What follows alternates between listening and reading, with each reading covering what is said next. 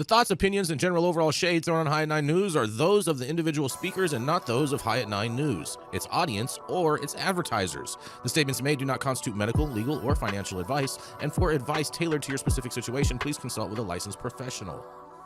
Welcome to the High at 9 News Hour, where you will hear from cannabis industry experts and professionals from around the country talk about important topics while shining light on global issues and discussing cannabis as it relates to politics, regulation and reform, data and technology, science, research and medicine, family and parenting, art, celebrities and entertainment, fitness, sports, mental health and wellness, and plant-based medicines and entheogenics.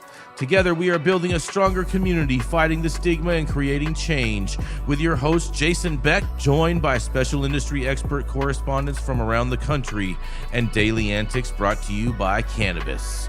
Coming to you live every Monday through Friday at 9 a.m. Pacific Time and high noon on the East Coast. And thank you all for getting high at 9 with us.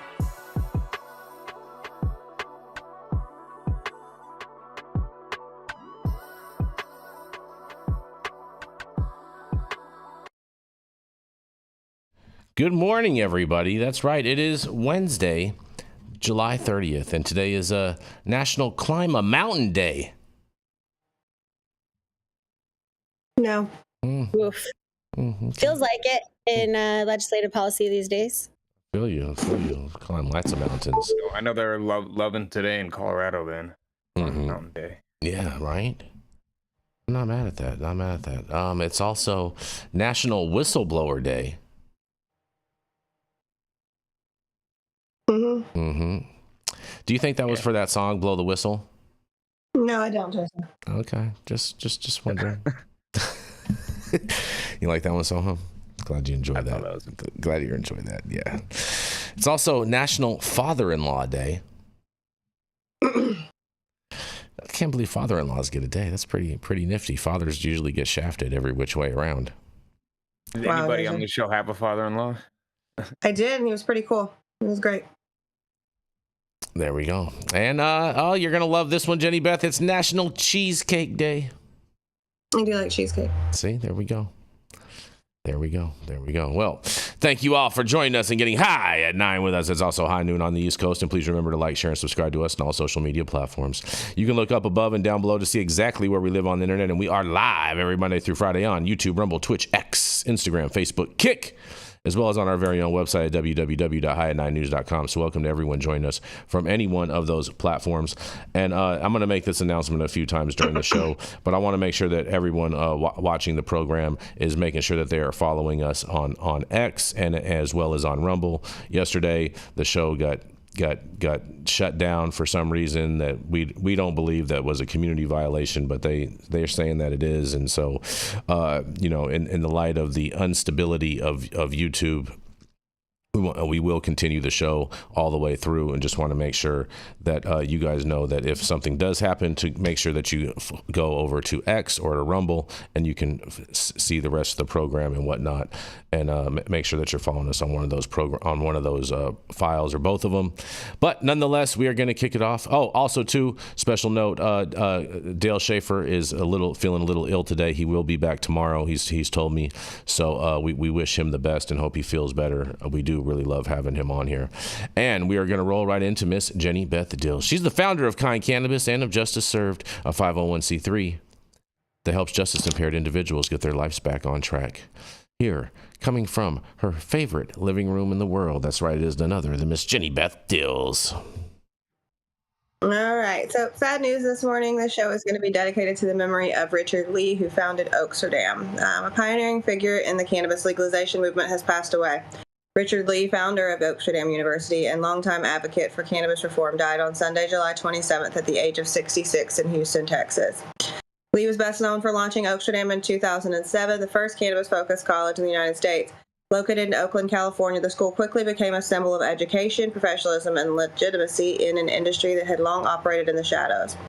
Oaksterdam helped train thousands of students in cultivation, business, and advocacy, arming a new generation with the tools to shape cannabis policy and commerce nationwide. But Lee's impact extended far beyond the classroom. In 2010, he became the lead sponsor and chief financial backer of Proposition 19, a California ballot measure that would have legalized adult use cannabis statewide, 6 years before the eventual passage of Prop 64. Although Prop 19 fell short at the ballot box, it was a watershed moment. It marked the first time that a statewide cannabis legalization initiative had appeared on the ballot in the U.S., and it helped open the floodgates for broader reform across the country. Throughout his career, Lee was a bold and unapologetic advocate. He owned and operated multiple cannabis businesses in Oakland, including Bulldog Coffee Shop, Blue Sky Coffee Shop, and the Oaksterdam Gift Shop. These businesses not only served customers, but also served as beacons of safe access and civil disobedience, challenging federal prohibition with every open door. In 2012, Lee's activism came at a cost. Federal agents raided his businesses, seizing records and closing doors. But Lee refused to be silenced. Within days, Oaksterdam reopened, and Lee continued his advocacy, a testament to his resilience and deep commitment to the cause. Over the years, Richard Lee became a revered figure within the cannabis community. To many, he was a visionary. To others, a teacher, and to all, a trailblazer who helped transform cannabis from criminal offense to a legitimate industry and human rights issue. His legacy will live on through the thousands of students he inspired, the policies he influenced, and the cultural shift he helped ignite. As the cannabis world continues to grow and evolve, it does so on foundations that Richard Lee helped build. Lee was 66 years old. Rest in peace, Richard Lee. I've known Richard for a number of years. Over 25, 30 years, I want to say, and he was always fighting the fight, always in it for the right reasons. He was a disabled individual as well, and he really helped me a lot. I've had a lot of conversations with him over the years, especially when I was trying to even get my first dispensary in the beginning. He was always very, very helpful and informative of things that were happening, things to look out for. Different types of strategies to be able to get open and different things like that. So definitely rest in peace, Richard Lee. You will be missed. You are a true cannabis advocate, pioneer, trailblazer, all of those things. Yeah, absolutely. I mean, and Oaksterdam too was really so far ahead of its time, and it inspired a lot of other educational platforms and companies and universities and trade schools that opened in other states like Cloverleaf and the Green Flower Media. There's so many other ones that came after it. I think it's hard to acknowledge that hard to not acknowledge that those companies wouldn't be where they are now if it weren't for Oaksterdam. Yeah. Shout out to that. And, I hope the Oaksterdam family is doing all right today. Fair enough. Yeah, I think it's also Sohum. You're right about it inspired so many others, and I think it's so important to take that from his life, is that we can all have a meaningful impact, even if at the beginning you don't see it. It can turn into something much bigger. It can grow, like plant a seed. It can grow bigger than you ever expected, not to be too cliche, but I think that is so essential, especially in cannabis. So much, like honoring his memory, and also asking that everybody in the industry live up to it and do their best to inspire others as well. I remember this one time. I thought it was like the most discreet way. He was carrying a bunch of cash. And do you remember the little they used to have like the CD books, right? But before then, they had like these little vinyl bags that held cassette tapes. I don't know. That might be before some of your guys' time, but nonetheless. So he had one of these cassette tapes bags, and cassette tapes are about like that. And so he had that full of cash, and he was just rolling around on his wheelchair like, oh yeah, I'm just rolling over to the bank, blase. And I was like, oh, that is such a great discreet method to transport that cash. It's like no one's gonna think that it's in a bunch of cassette, a bunch of cassettes in there. That was like, oh, that's such a smart idea, Richard. I enjoyed that. He was about that life. Yeah, well, and beyond like making Oaksterdam a thing, Richard sacrificed himself for the movement. Richard was completely selfless in this. He changed his own mother's opinion because of the change that he saw in his own life through the healing properties of cannabis. And he went forward with that because he wanted other people to have those opportunities and risked jail, risked prison, risked everything repeatedly, very loudly. Mm-hmm. And that's something that, it goes a lot beyond, hey, he opened a school. So he was really about that life. We see, people came behind him, but nobody came like that. Mm-hmm. One of the other things that he really did that I'm not sure if this article touched on, but he was also a pioneering force behind Measure X, which was basically an adult use initiative just for the city of Oakland. And they got that passed in the city of Oakland. This is long before Prop 64. And Richard Lee at that point opened up a smoke shop, a little weed shop down the street from the Bulldog called XR71, and that was basically one of the first adult use shops in the nation right there, servicing anybody 21 and over. And he called it XR71 because he said we're just flying right under the radar. Nice little tribute. Mm-hmm. Mm-hmm. So rest in peace, Richard Lee. And God bless you. God bless your family. Everybody part of the Oaksterdam. Everybody whose life he touched. Your memory will still live on. And thank you so much for all that you've done for everybody in the movement overall. God bless.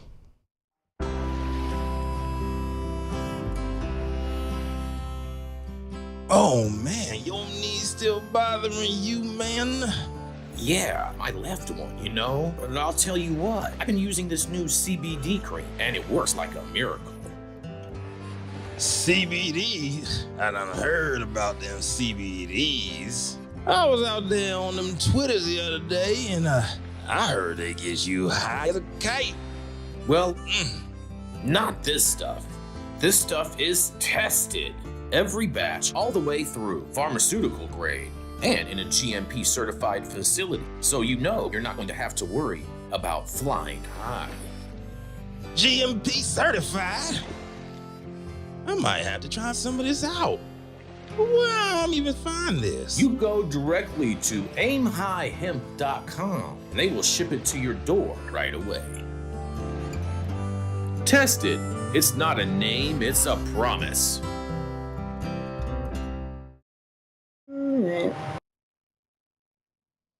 Oh, and we're back. Mm-hmm. Coming up next, the High at 9 head honcho, my best friend from the Pier in Huntington Beach, California, the highest Republican and the most apologetic one, Jason Beck. The most apologetic one, though. That's cute. Interesting. Just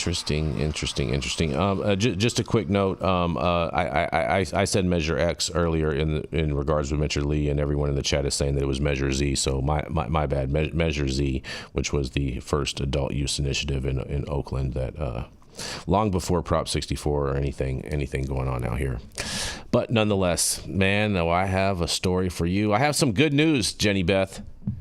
Oh, good. Are you ready? Yeah. Because senators agree to strip the hemp language from the AG funding bill, you guys. That's right. Senator Rand Paul, Republican from Kentucky, previously threatened to block passage of the bill over language he claimed would destroy the hemp industry. Senators have agreed to strip out language that would close a hemp regulatory loophole from their agricultural funding bill, following a clash between Kentucky GOP Senators Mitch McConnell and Rand Paul. Senate Appropriations Agricultural FDA Subcommittee Chair John Hoeven, Republican from North Dakota, told reporters on Tuesday that the hemp provision, which was championed by McConnell, was removed after Paul threatened to block Senate passage of the appropriations bill entirely. Good job, Senator Paul. In a quote, he says, "We could never get agreement between the two," Hoeven said. The loophole, which McConnell was responsible for introducing through the 2018 Farm Bill, allows hemp producers to create intoxicating products without being subject to the same rules or taxes as marijuana. And however, it also opened the floodgates to unregulated production of intoxicating products across the country. They're just gaslighting people. Whatever. But McConnell earlier this month advocated for the appropriations bill to include language that would close the loophole and reduce hemp-derived products legally allowed THC limit, a provision that Paul on Monday claimed would destroy an industry that has flourished since 2018. Ho even told reporters that McConnell would object to the removal of the provision, and when asked if the agreement will clear the way for senators to pass the agricultural funding bill this week before breaking for August recess, Ho even said, "I sure hope so." McConnell has indicated in private conversations that he views the closing of the hemp regulatory loophole as key to his agricultural policy legacy before his retirement next year, and still a spokesperson for McConnell said Tuesday that the senator doesn't want to hold up the process of passing all appropriations bills and is working with the committee on a path forward, you guys. Well. Good job, Senator Rand Paul. I appreciate that very much. I know a lot of people in the cannabis industry appreciate that as well. And all I have to say is you are also the one that has also introduced legislation to raise the 0.3% THC limit up to 1%. And I'm just like, let's roll with Rand Paul. And I can't wait to hear what you guys have to say about this. I think it's pretty funny that that Moscow Mitch is now like worried that his legacy is going to be tainted by unintentionally legalizing cannabis at a federal level. I think that's hilarious. His name is Marijuana Mitch. Moscow Mitch. I'm looking forward to his retirement, is all I can say. Thank God, though, for Senator Rand Paul and actually having the chutzpah to say something, have an actual conversation, get to the good faith arguments, because McConnell's line of reasoning is completely nonsensical. So I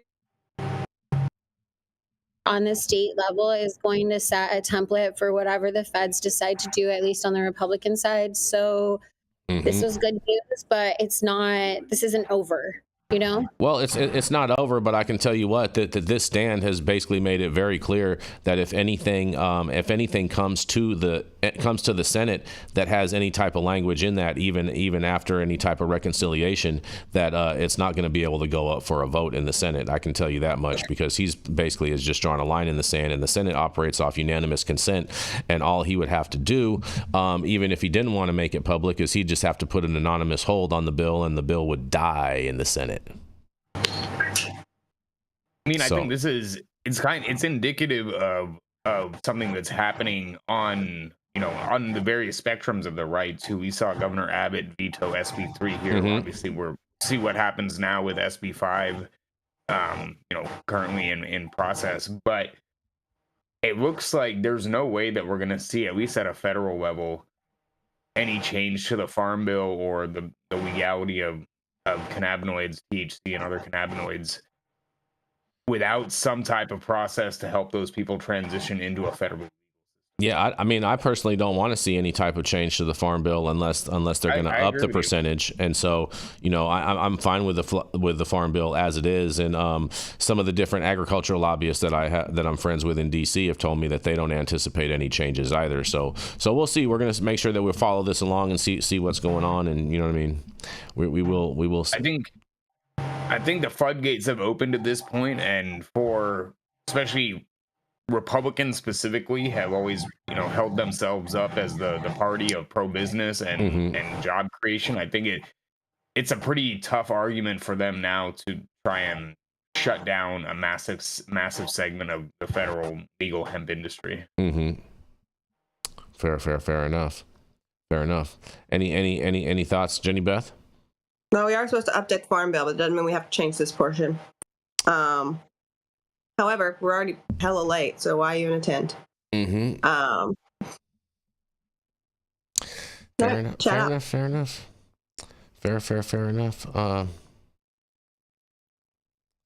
Oh man, Brian, that actually is coming up next. We are going to keep this train rolling. We are going to roll right in to Miss Shaun Salvaje.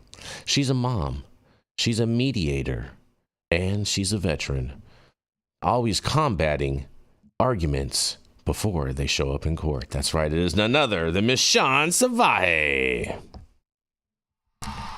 Jason, thank you so much for that introduction. My story is coming to you from actually the office of State Senator Nathan Johnson here in Texas.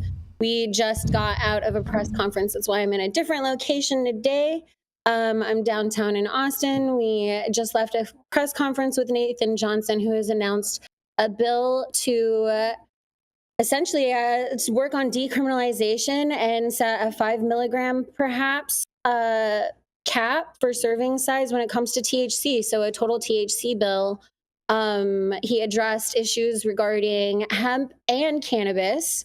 He also addressed the fact that he believes that teacup can survive with the hemp and cannabis industry still existing, that these two things, that one doesn't need the other to be canceled to necessarily do well. I'm still actually kind of processing everything because we were just in there, but I've got some interesting and important documents here that I can go over with our audience, so that way you guys can understand a bit more of what's going on. So this morning they called a press conference at 10 a.m. Senator Nathan Johnson was present, as well as Senators Molly Cook. And this is before the SB 5 hearing, which I believe is scheduled for today.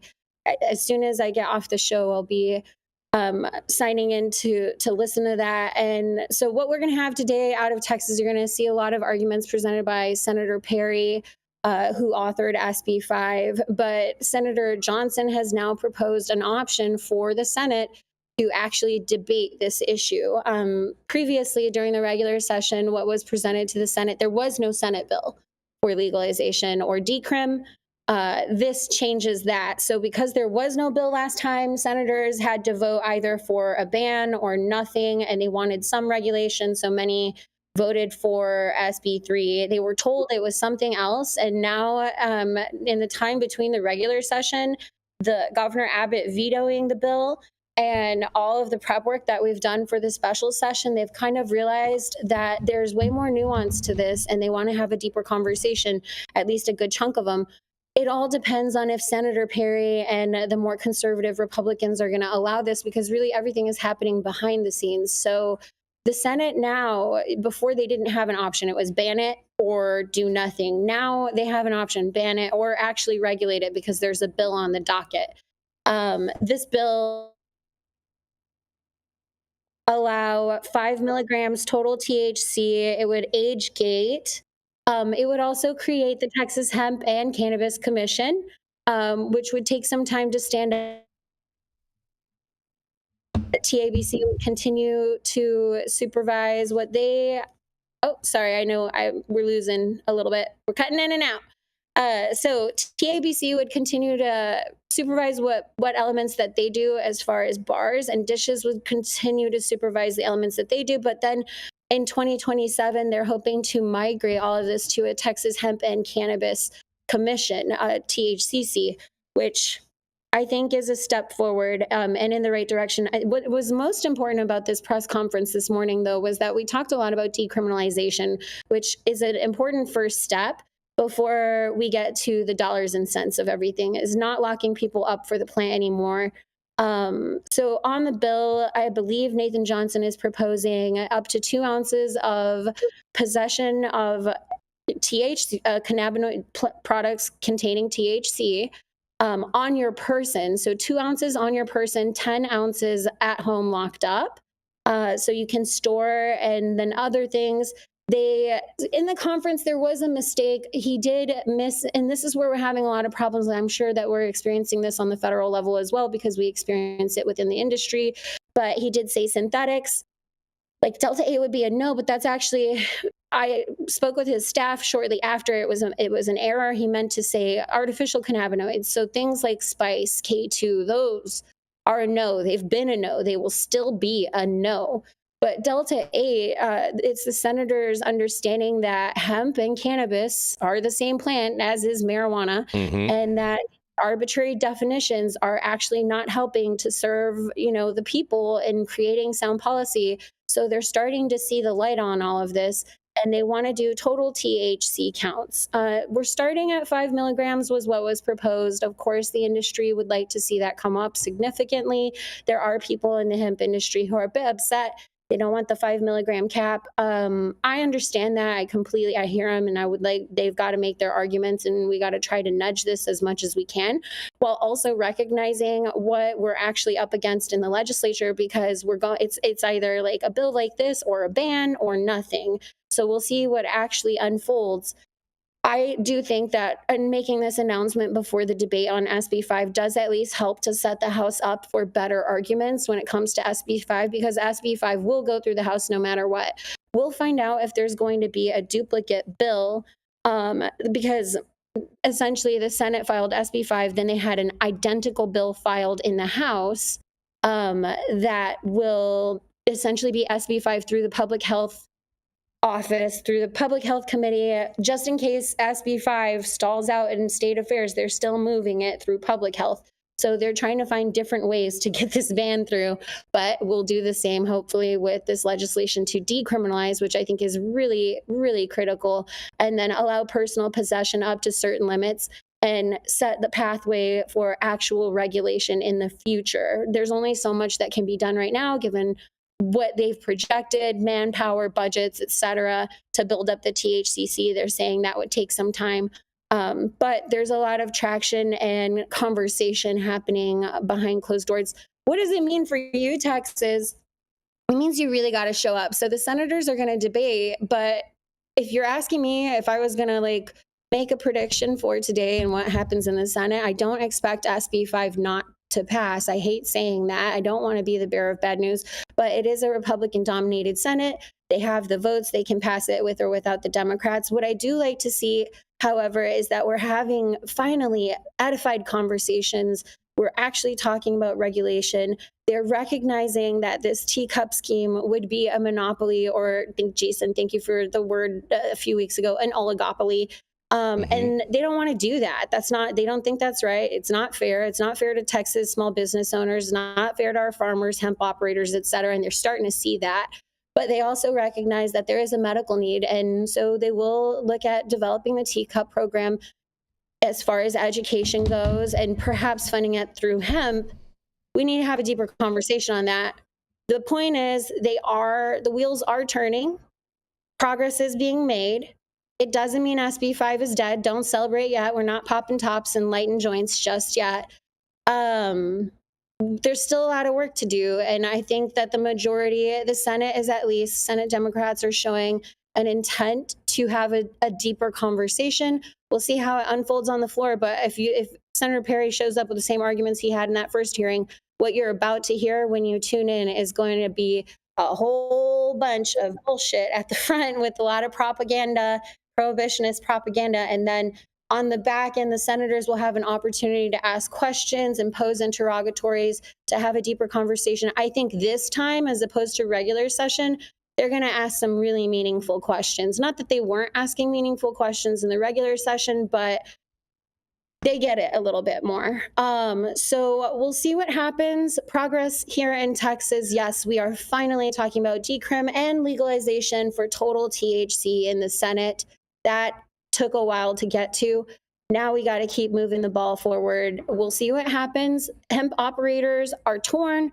They want to see higher, they don't want 5 mgs, they want more. And I can understand. We had 10 mgs under Ken King per serving size. So I think if we can try to get back to 10, that would be the best thing. But at the same time, a lot of operators recognize that if we don't do something soon, we may be facing a ban. So we'll see what happens. And then, of course, after it all is done, we'll see how people decide to litigate it. But as much as I can right now, I'm trying to mediate in the middle, get us some sensible policies so that way at least we're not arresting Texans anymore. That is our top priority. And then we can figure out the rest when it comes to the industries, medical access, expansion, et cetera, bringing everybody together. And I think that was what was most important about the press conference, was a direct call out to Republican legislators and Democrats to put the nonsense aside, especially here in Texas. We need to talk about redistricting, flood relief. I mean, let's reprioritize that. That's the order they did it. We need to talk about flood relief first, redistricting. And then if we're going to do anything with THC, doing something with THC, but folks would like to see no ban, of course, But if in the absence of a ban, what kind of bill or policy will they sign up for? I don't know. If any, perhaps nothing at all this session is what most people are hoping for. We'll see. But one more thing, they did have 6 plants home grow. That is highly unusual for the Texas Senate. So I will say that we are having progressive conversations, and I'm happy to see that at least. But you know me, I don't like to put all my eggs in a basket before they hatch. We're still in this fight. It's going to take a hell of a fight. I'm sure it will probably lead to an extended special session. We are seeing progress. Don't take this as, you know, when we see those headlines out of outlets where they're like, Texas files a bill to legalize, and everybody's like, yay, Texas. That's just one step in the process, guys. It's not done yet. This chicken ain't cooked. So we got to keep working, keep showing up. The next hearing will be the Senate hearing, but then after that, you guys be ready for those House hearings, because that's going to be where the majority of this work actually happens. The representatives, not because the senators don't want to do the work, they do, but because the senators have a harder time communicating between offices and building bipartisan bills sometimes. But the House, because it's a little more closely connected to the people, and you're seeing in real time how the people of Texas are showing up and giving they're giving the legislature hell over this redistricting thing. So I expect that we'll see more action in the House, a better bill, maybe hopefully something that brings back the 10 megs and improves upon what Senator Johnson has already submitted. These are all bills in progress, friends. So let's see what happens. I'm going to throw it back to you guys if you have any questions. I've got the information in front of me, but I'm still digesting it and processing. We literally just left the press conference. So that's all I got from the Lone Star State. You know, I love how, you being from Texas, Shaun, you say megs as if you're talking about military ammunition. I'm sorry. I didn't even think about it like that. You know? I thoroughly enjoyed that. Well, you know, this bill, you know, first of all, you know, it's great and everything like that, but the reality of it is that you're not going to get a bill to get through the Texas legislature, whether it be the Senate side or the House side, that's only introduced by Democrats. You're going to have a bill that's introduced by Republicans if you want to have it have any traction. And while it's great that this bill has been introduced and it gets some conversation going and the drum beat and this and this and that, unless there's you know, a significant bipartisan support on this from the Republican side, this is just a big nothing burger. I mean, I think there is enough support of it from the Republican side, not to necessarily say that it could get passed, but that it becomes a legitimate bargaining chip when pushing back on some language in SB 5, which is really at this point probably the primary concern, is making sure that SB 5 does not get passed. I would like to agree with you on that, Sohum, but the thing about it is that we all watched with SB 3, trying to garner a lot of this different support, and Lieutenant Governor Dan Patrick just basically twisted everybody's arm and basically said, if you're not voting for this, you're not getting any of these other things, of any of these different budgetary amendments that you need for your constituents, and basically held the whole legislature hostage. And that's he burned all that political capital for what? For his boss to veto the damn bill. Right? Yeah. And that also shows how much they had to pull out. Like that was a Hail Mary play, because they had to pull that one way out because of how much the people showed up. I don't think they were anticipating needing to fight this hard. And we also have to keep in mind, we're in a special session now, so there's only so many things we can talk about. And Governor Abbott specifically asked for regulation, not a ban. SB 5 has written a total ban. It contradicts what was actually requested for this session. Interesting. So I do think that at least when the Senate shows up in a stronger position, instead of on, not that I'm not saying that they've shown up and rolled on their back, but if you show up and you're not on your back and you're actually on all four, two, and you're ready to fight all fours, I guess, hanging out with the dogs. If you show up and you're ready, it helps to set the stage for the next argument. I think that people are forgetting it's the legislature, and while we romanticize what that means, it's almost like court. It's a case. Senator Perry in the first hearing, he presents his arguments. He calls up his expert witnesses.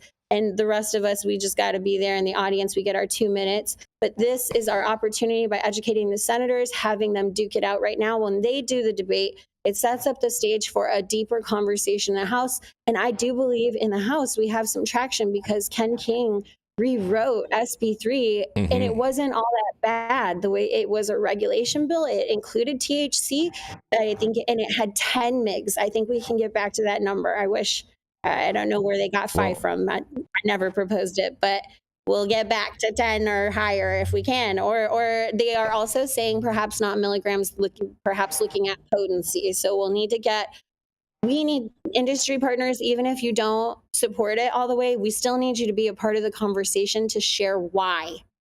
You have to share why. We can't just, no, I'm not going to support it and that's it and I'm walking away. Because in the face of a ban, I don't know.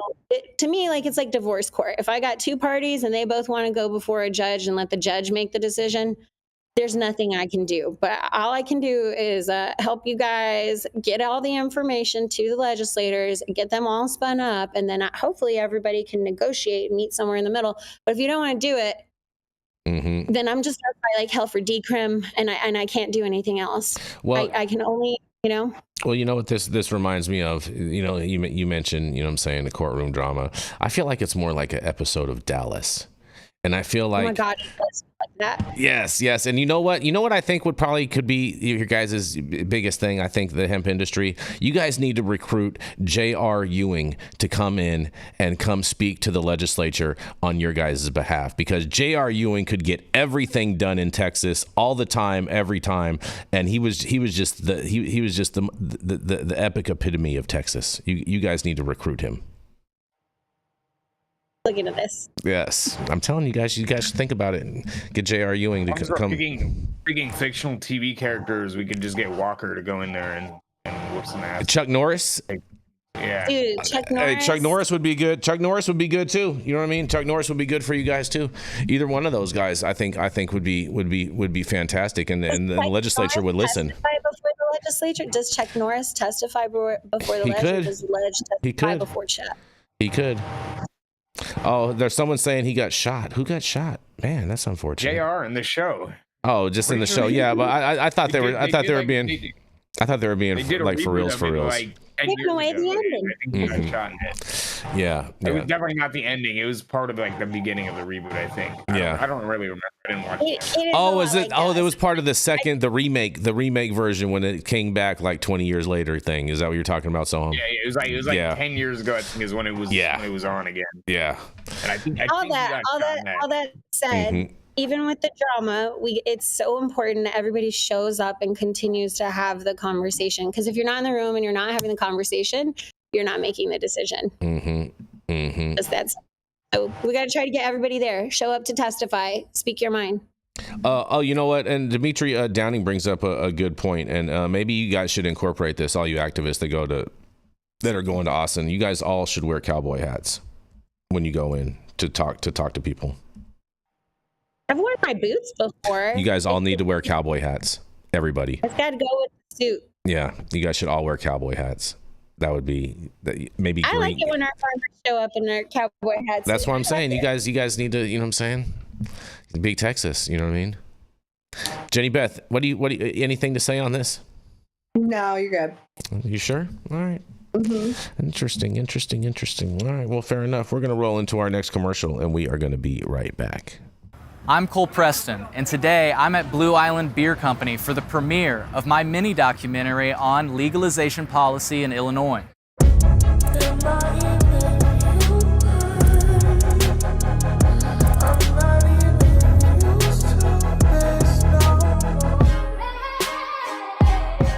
I've been following cannabis policy since colorful Colorado legalized it all the way back in the day, and when my home state of Illinois decided to legalize it, I just became enamored. I wondered, what would it actually look like?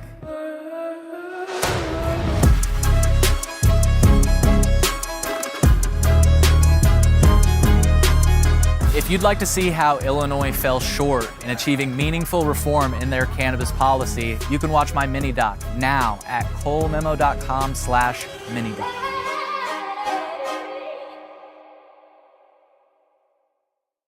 Yes, and we're back. Stop whatever you're doing. Make sure you smash that like button. I know we'll appreciate it. You'll appreciate it, and YouTube will appreciate it. Also, make sure you subscribe to the channel if you haven't subscribed already. And all of the articles that we cover on today's show, you can read directly on our website at www.highat9news.com. And I do want to remind everybody, please make sure that you are subscribed to us and checking us out on X as well as on Rumble. Either one of those. We did our video yesterday did get pulled, and they haven't. YouTube hasn't. They're incredibly difficult to communicate with, and they haven't put it back up as of yet. We're going to try to do our best to continue to work with them to figure this out. But just please know that if this stuff does happen again in the future, you can go and find us still on X and on Rumble and everything like that. And so make sure that you can do it now. Find the links in our description and whatnot, because we do believe in free speech over here. And we will be right back after this next commercial. I just ordered the summertime strawberry salad when added steak on top here at Anna's. Make sure you do the same thing too next time you're in downtown Long Beach. Come on down and check out Anna's joint on the 400 block of Pine Street. They have amazing selection of beers, foods, and when you come down here to Anna's, you can even challenge me to a game of shuffleboard if you want to lose.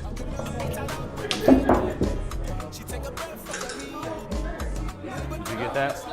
So, next time you're in downtown Long Beach on Pine Avenue, make sure you stop by Anna's Joint on the 400 block. Not only do they have Anna's Joint, this restaurant and bar, but they also have the amazing deli next door, and then next door to that they have a very exotic flower shop. You may want to stop by and say hi.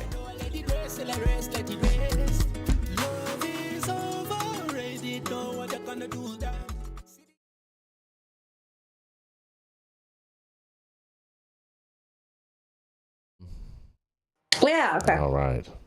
Coming straight out of the ATX. With over 10 plus years in cannabis technology and other experience, and maybe he was trained at Cloverleaf University. Sohum Shah.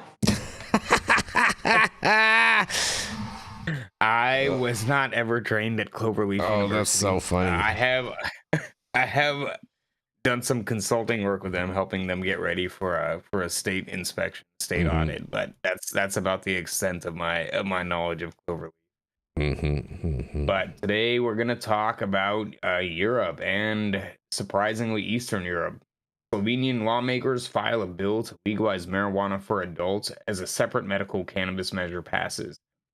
And this was originally reported by Ben Adwin at Marijuana Moment. Lawmakers in Slovenia have introduced new legislation to legalize recreational cannabis, allowing possession, home cultivation, and sharing among adults in the country. The adult use measure comes as lawmakers continue to advance a separate medical marijuana legalization proposal despite recent pushback from the National Council. And we have it, almost. Sarah Zibrat, a member of the National Assembly, Slovenia's lawmaking body, said in a translated social media post earlier this month when announcing the bill. Zibrat, a member of the country's Freedom Movement party, said the proposal is also backed by the political party The Left. The first legislative presentations on the new bill are set for this fall, the lawmaker explained, after which the measure would receive 3 hearings, 3 opportunities to change proposals, and 3 votes in order to pass. In June of last year, voters in Slovenia approved a pair of advisory ballot measures in favor of home cultivation for medical patients as well as non-commercial recreational legalization. A question asking whether patients should be able to cultivate the plant for personal use earned 67% support. Another asking whether all adults should be able to legally grow and possess a substance got 52% of the vote. The results were not, however, legally binding. The newly filed measure would allow adult residents to grow up to 4 cannabis plants at their home, with no more than 6 plants total per household, according to reports from Slovenian media. Adults could carry up to 7 grams of cured cannabis flower in public places, with up to 150 grams per person in their home. No more than 300 grams could be possessed among a given household. Adults could share marijuana among themselves within the proposed possession limits without, though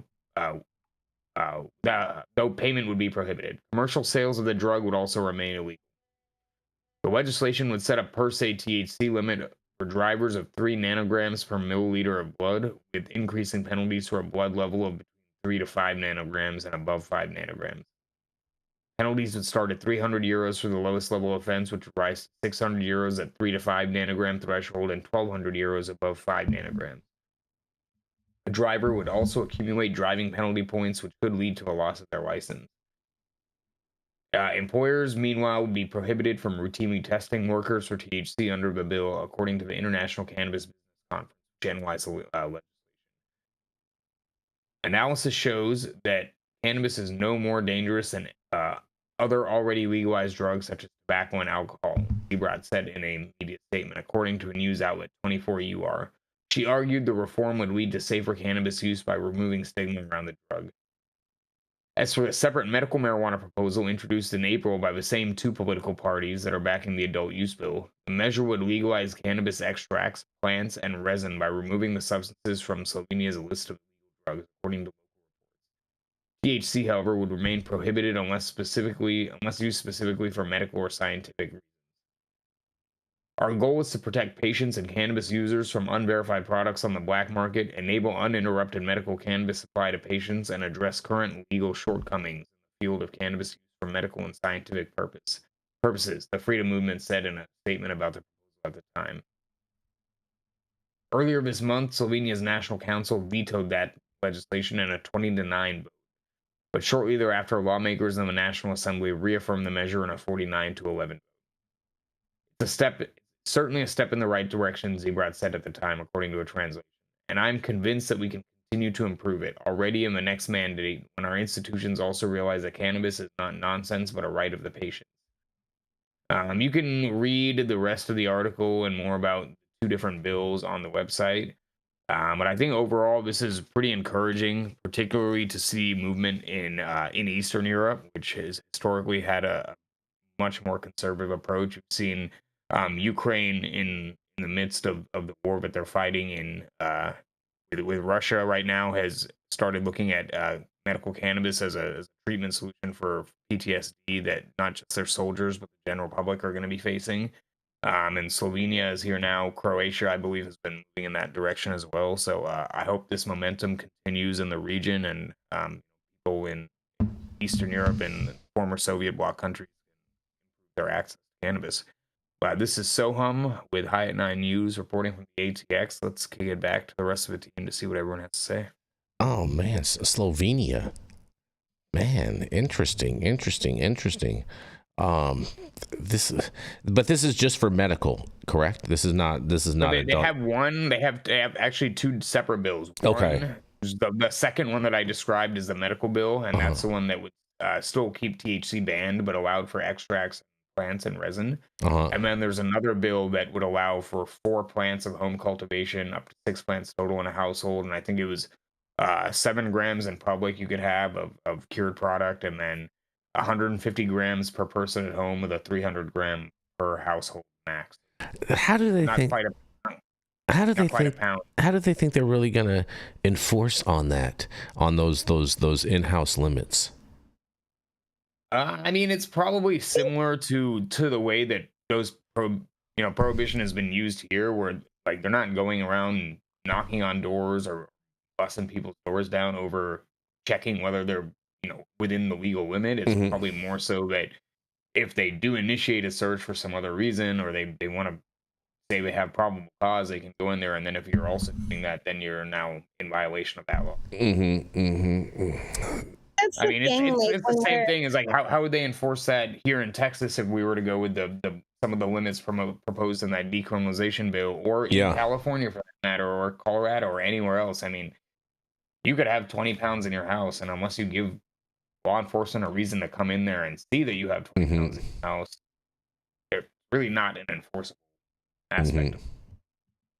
Yeah, I think sometimes like we're misunderstanding, and I could be wrong, I could be misunderstanding, but I think what legislators are often looking for is where's the threshold for the bad actor? So they know like they don't want to over police people, or like knock on your doors and see what's in your closet. But they do have to have some threshold to be like, okay, at this threshold, now these are indicators that you're up to something else. Like, so some of these limits for Slovenia, I'm always surprised that Europe is a bit further behind. But also excited to see the growth and progress. And I think that at some point they're gonna, if we don't get our shit together in the US, they're gonna have better laws than we do. But it's going to take a long time. Yeah, I don't know. I'm excited to see Europe. I think they'll have an easier way of getting to it than we have had in the US, is what I mean to say. But we'll see. I can answer what you said too about that, Shaun, about why they are a little bit further behind. And the reason for that is that we have been driving, the US government has been driving international drug policy for the past 50 or 60 years. And it's only since really 2012, 2013, when Colorado and Washington and slowly, several other states started allowing for adult use cannabis, that people now look at us at, whether it's the UN General Assembly or wherever it is, and say that how are you going to tell us how we should navigate our own war on drugs in our country when you can't even keep your own states abiding by federal law? So now we're finally starting to see these, certain European countries break away from that and slowly move away from this era of prohibition. But to the point you were making earlier, I think that's a valuable point. Like, law enforcement knows, these legislators have to know that if you're decriminalizing without a system of commercial sales and production and stores and retail outlets, then you have to turn a blind eye to small transactions happening on the street. Otherwise, how are people getting? Most people aren't growing their food right at home. So you're basically saying you're going to turn a blind eye to people buying an eighth or an ounce here and there.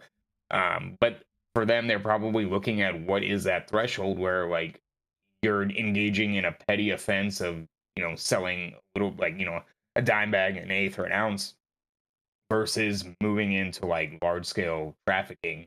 They're trying to deter. Yeah. And I don't necessarily know that they have the limits right. It's not an endorsement of where they're drawing the line, but I think that's some of like where that logic is coming from.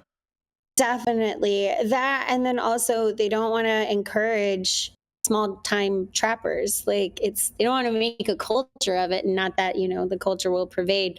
But yeah, I'm looking forward to seeing what Europe does. And I think that Europe has potential to do incredible things, and want to also just pay tribute to Latin America. Because you're right, Sohum, it is, the international policies are largely changing because people in other nations are starting to question why they followed US policy to begin with, especially when we've seen so many of our policies from the 70s and 80s were specifically driven by CIA operations. That's why I bring up Latin America. It makes no sense to have something criminalized when the demand in the nation that consumes it most is so high. You can export it, make money. It's not harmful to your own people. Why are we doing this? This is more bullshit from centuries past. I mean, CIA operations aside, the reason for rampant corruption in places like Colombia and Mexico and Peru and Nicaragua, again, even if you want to forget about Iran-Contra for a second, the reason they have so much corruption is because of our war on drugs has made smugglers and traffickers and cartels rich beyond belief, to the point where they had an immeasurable amount of influence over every level of government and law enforcement. Again, it's a direct result of our war on drugs. Yeah, I mean, Sinaloa is known as a narco state. You know what I mean? The whole state is so that's just is what it is. I think that's what we have to consider when we're creating policy, is that you have to sort of predict a little bit, like the state actors, like IGOs, the state agencies always think they're the only agency. They forget there are non-government actors who have significant power, and it's getting to a state where some of these billionaires, even if we're not even talking about the cartels, let's talk about the billionaire class, which they're on, not saying they're equal to cartels, but cartels and billionaires have things in common. They have a lot of money, and they have a lot of power, and they have a means of executing that power, although different.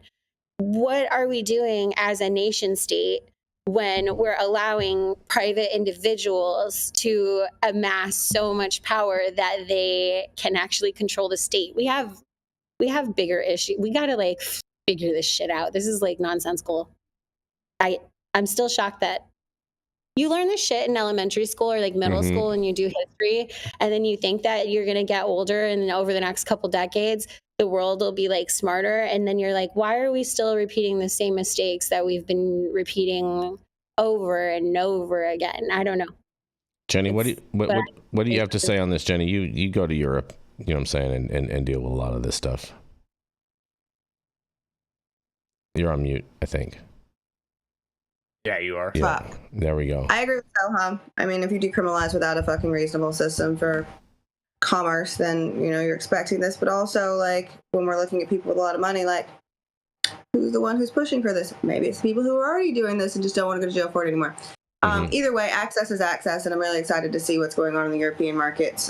Germany is a hot one, and Eastern Europe is not who I would have put on my bingo card for pushing things through very quickly. So this is awesome. I'm excited for them. And, you know, Colombia does have export capabilities. They just have GMP. They have to meet EU GMP standards. There's a lot of, that's why I took someone from Colombia to Germany, from one conference to the other for that reason, because I want to be in the middle of that transaction. You know, business. So we'll see. Good story. So thanks for bringing this one up. All right. Well, fair enough. And on that, we are gonna. You know, one thing before we move in, Sohum, I just want to make sure that I'm understanding this all the way. None of these bills allow for flower sales. It only allows for the sale of manufactured products, and the only flower that you could possess under any of these bills would be from your home grow. Am I correct on that? So I believe. Yes, mostly that's correct. The one exception is I think that non-THC flower is allowed under the medical bill. It's specifically THC flower that's not allowed, but that would be allowed under the adult use. What would be considered non-THC flower? CBD flower, CBD flower, whatever. I mean, there's still some THC in there, so but whatever. I mean, I didn't get. It might have been a little bit later in there. Is it THCA? It's all THCA, Shaun. Are they doing that? Are they doing that? I don't think they're doing the THCA thing, but I would imagine that they have some threshold. And unfortunately, in a lot of places, they're going with the U.S.'s historical way that we've driven policy. So a lot of these countries have adopted the 0.3% threshold. But we'll see. We'll try to keep everyone updated on what happens. Well, we'll see if they bring it up to 1% after this 1% gets through on this updated version of the Farm Bill, and after that, we will be right back from our next commercial.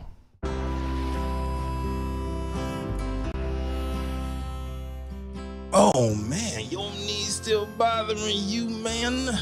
Yeah, I left one, you know? But I'll tell you what, I've been using this new CBD cream, and it works like a miracle.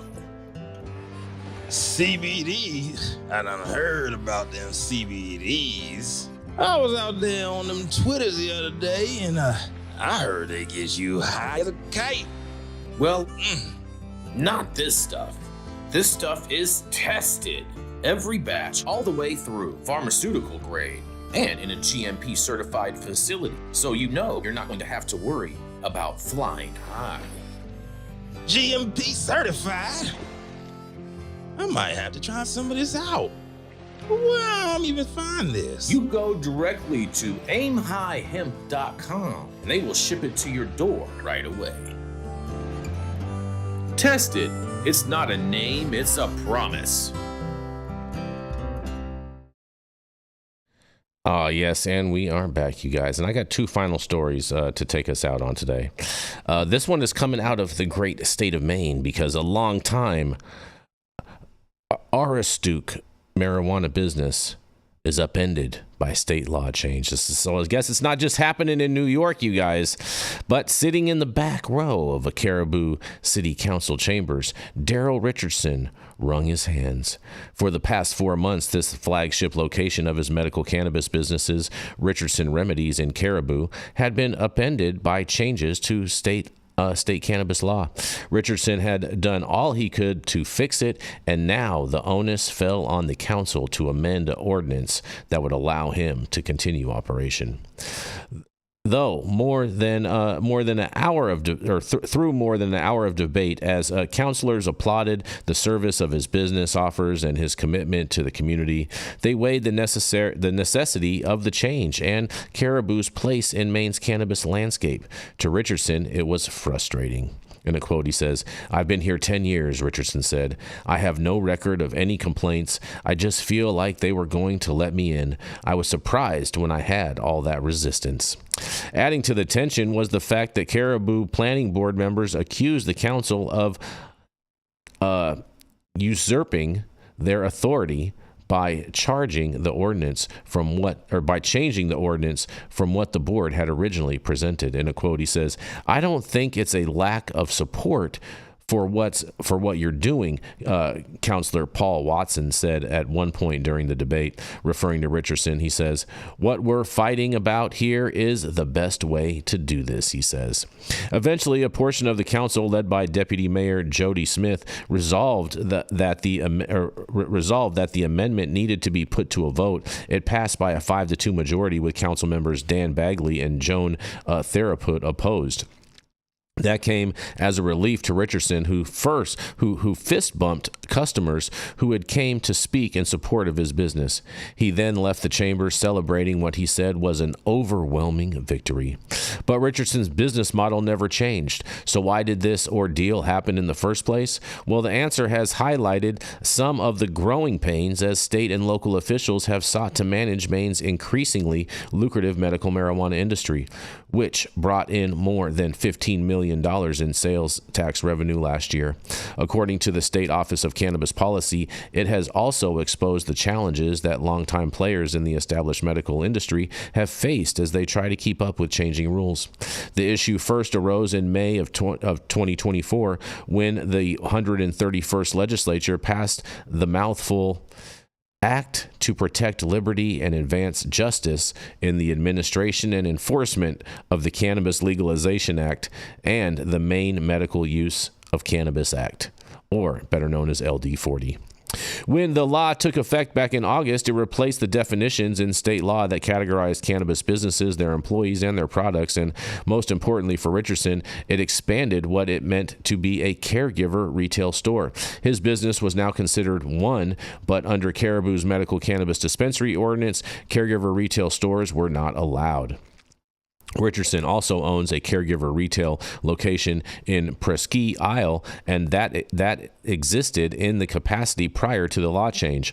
Under state law, an individual cannot operate more than one caregiver retail store, so his problems doubled. Because of that, the state inspector shut the Caribou location down during a regular inspection in March, and Richardson could still deliver to qualified patients, but the ability to those patients to go into the building and look at the selection of products was taken away. Transactions became blind sales, they said. In a quote, "I lost a lot of business," Richardson said. "It's just easier when they can come in, look at the stuff, and go instead of having to place an order," he says.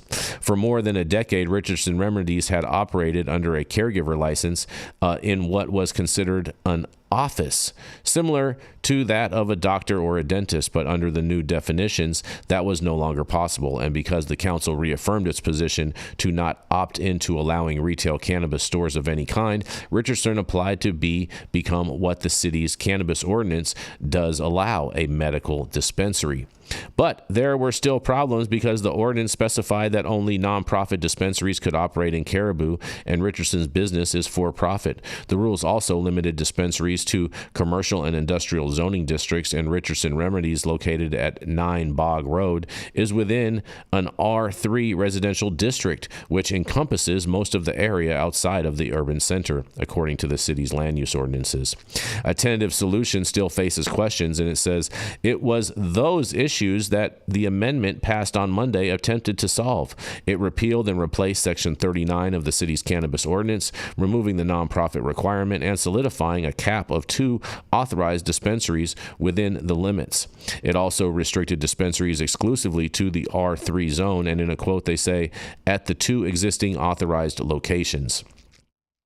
That wording raised numerous concerns from counselors, Caribou's planning board, and city attorney Rick Solomon. They cited that Richardson Remedies is not yet an authorized dispensary, and the city's lone current authorization or authorized medical dispensary, and Safe Alternatives is located within an RC2 zone. So the change to the ordinance would make it non-compliant without a provision exempting the business from the zoning rules the council had now approved. Solomon, after reviewing a previous draft of the amended ordinance section, wrote to the city on July 2nd that he does not recommend passage of the proposed ordinance in its current form. And the city sent out a new version of the amended ordinance Monday morning, which Solomon had yet to review, though it's not entirely clear what changed between versions. In a quote, he says, "This is a really good example of why it should start with the planning board." Planning board chair Amanda Jandrew said during the public hearing through Zoom, "Because this is what we do day in and day out, the zoning and businesses and land use throughout the city."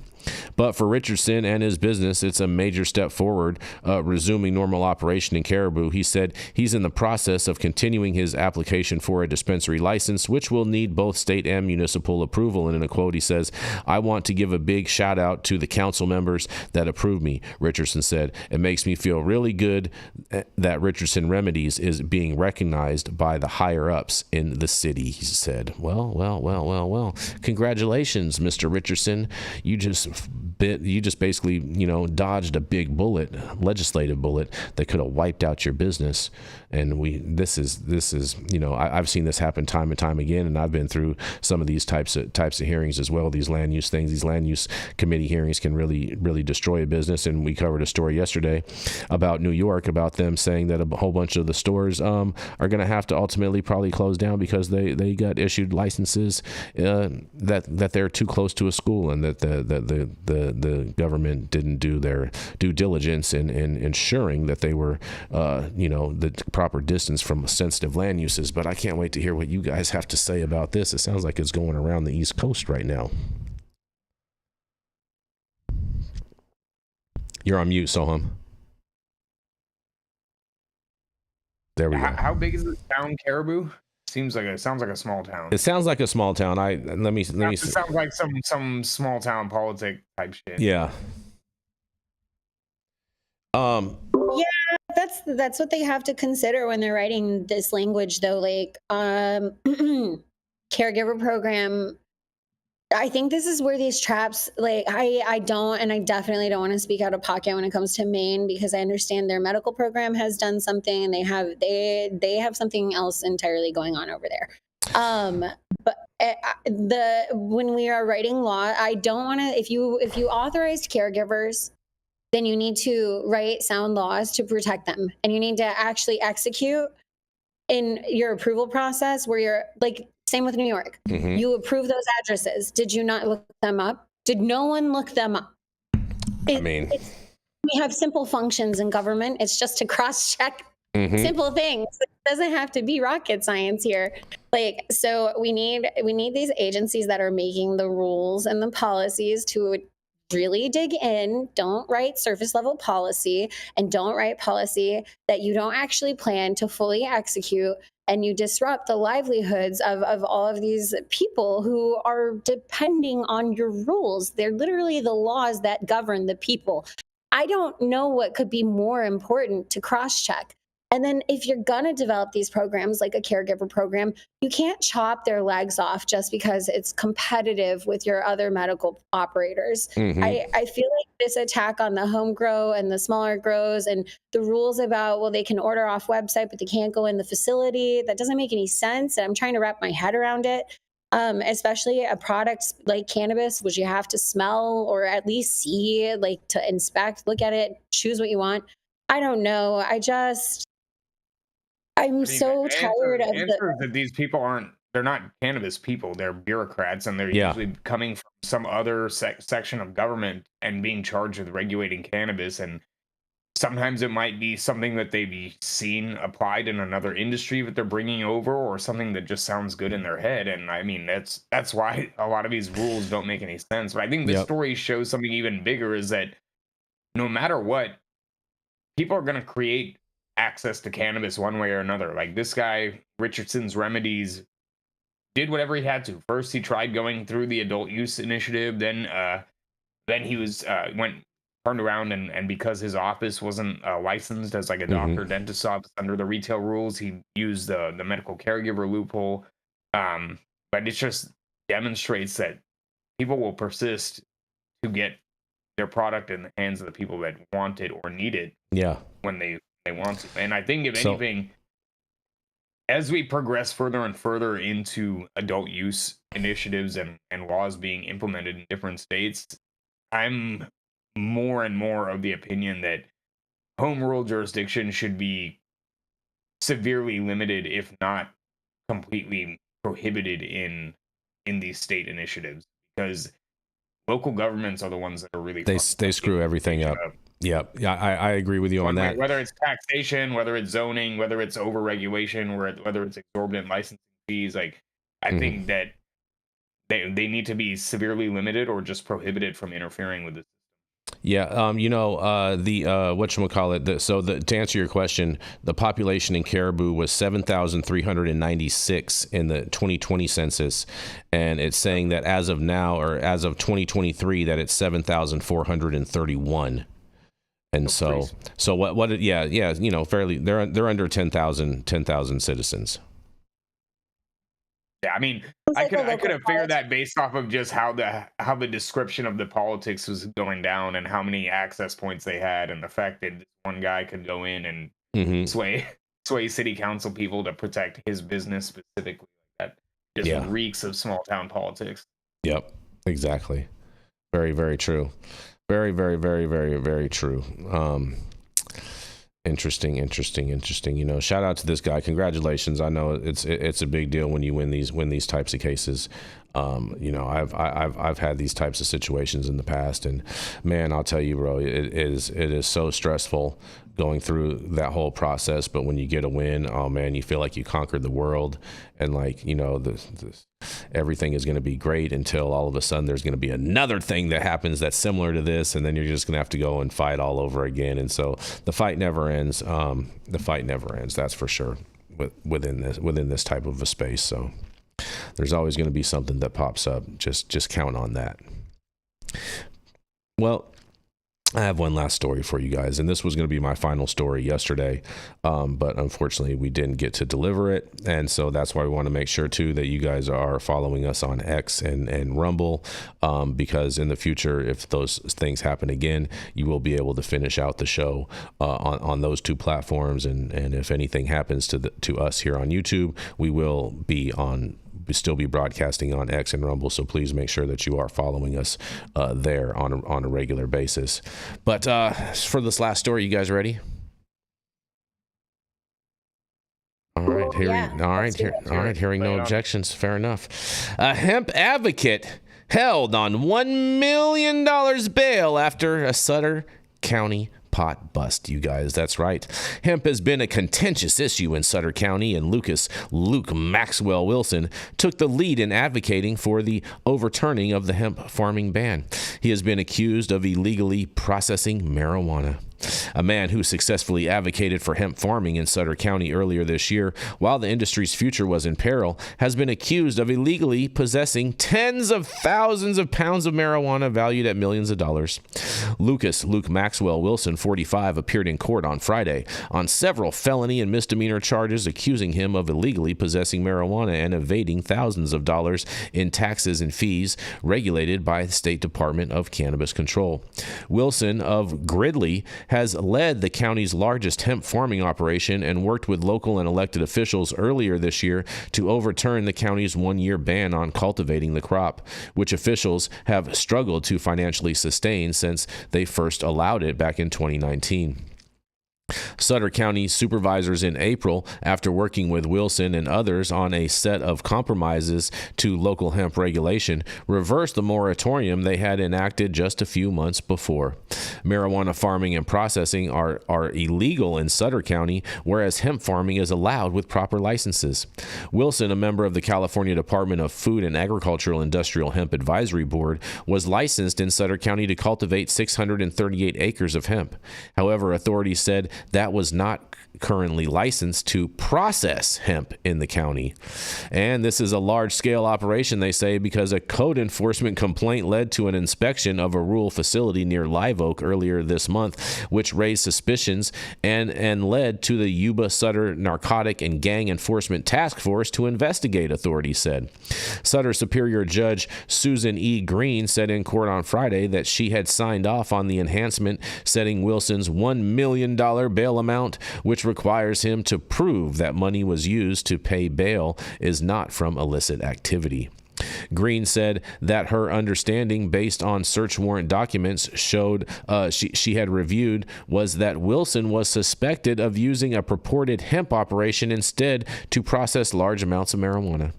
She said that estimates she reviewed showed that the business had driven about $25 to $35 million in revenue in the first half of the year. And in a quote, they say, "The case, from what I understand, is this is a large-scale operation including exporting marijuana out of California," Green said.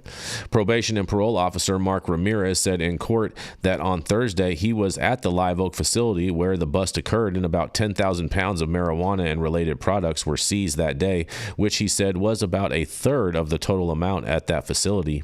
And in a quote, they say, "We ended that day Thursday only because the dump closed," he said. The Sacramento Bee could not independently verify the estimated weights and the dollar amounts, and Wilson said he would hire his own attorney and was granted a public defender in the meantime. And public defender Tom Quinn questioned the $1 million bail, citing the legality of the marijuana industry elsewhere in the state, and asked Green to reduce Wilson's bail to $20,000, but Green declined. And in a quote, "The issue is this was a hemp business that was dealing in cannabis," she said. "And assuming that's true, I just don't see that this crime is akin to murder," Quinn replied. And they took the lead in overturning the ban, and Wilson remained in Sutter County Jail as of Monday, and a bail review hearing has been set for Wednesday, which is today, with preliminary hearings scheduled for next Wednesday and Friday.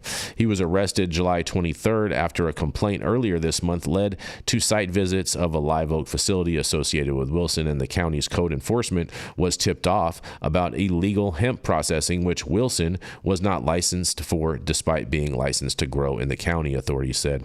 And a sheriff's deputy and county employee went July 14th to inspect the property and found labor and safety violations, authorities said. And Wilson was not licensed to process hemp in Sutter County despite his license for growing, and filed an application for processing after the first inspection this month, said Neil Hay, Sutter County Development Services Director.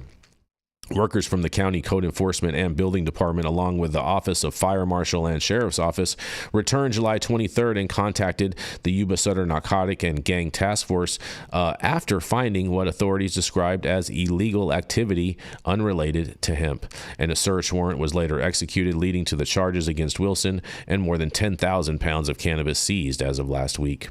Local talks around changing hemp regulation had mounted from last summer when a new wave of neighbor complaints arose and culminated in a one-year ban on farming while supervisors weighed the county's long-term future of the crop. And Wilson took the public lead on advocating to overturn the ban and allow hemp cultivation this year. Sutter County sheriffs and district attorneys' offices came out against hemp farming, as did the county agricultural commissioner and the Yuba Sutter Farm Bureau. Supervisors are due to revisit the issue and decide on a long-term solution by the end of the year. And that is all that I have for this one. You guys, what do y'all have to say about this? I mean, look, man, if you're going to be a prominent local advocate, you're going to be alienating law enforcement. So yeah, at least ostensibly make it look like you're abiding by the rules that you're pushing through, like your local city council or your local county. Again, I'm not anti-trap, like, that's the legacy of the industry. So I'm not saying don't do that, but man, at least do it somewhere else, not at your house. Like if you're gonna put a target on your back by being an advocate for for lifting a prohibition, then you know the cops are going to be on your ass. Yeah, but I mean, it sounds like the problem is that he was licensed to grow all this, but he just wasn't licensed to process all of this, and that's where he should have known if he was the one pushing the law through, right? He should have known that license covered cultivation and not processing. Like, I'm sorry, I don't really care. I don't think there's anything ethically wrong with doing processing it by any means, but like, he put a target on his back by being an advocate. You know what I'm saying? Fair enough. It's not smart. He did. I would recommend, if you're advocating or doing anything, showing up anywhere, be on the lawful side of the law, you know, until you change it. What's interesting about this is that they did get the ban lifted, but you're right, Sohum, like that does still put a target on you. So even with the ban lifted, they were still pursuing this. And I'm sure that call was it a legitimate complaint, or are these industry partners shooting each other? Like, metaphorically, are they, you know, this has happened in other states. Could be a disgruntled employee too. Somebody didn't get paid, or they got fired and they filed a complaint. Again, I don't think there's anything wrong with processing cannabis. Like, that's not the issue here. Mm-hmm. It's just like, if you're gonna, I kind of wish Dale was here for this story. I know, me too. Yeah, I think he would have some funny commentary, but it's just like, man, if you're gonna be the advocate, then you don't want to be the trapper also, or even doing anything that cops could come in and portray as trapping or violating the what's allowed by your license. Yeah, it's not smart. It's not wrong. Not smart. But they said he had a license for growing hemp. Yeah. 600, almost like 640 acres or something. Processed it into marijuana. No, he didn't process it into marijuana. He processed it. He processed the hemp into other.